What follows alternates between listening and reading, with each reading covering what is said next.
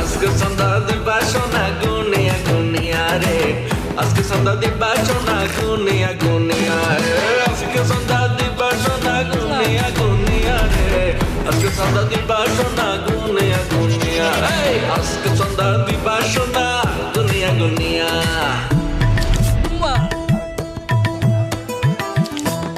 ভাই সেই লাগতেছে। আমি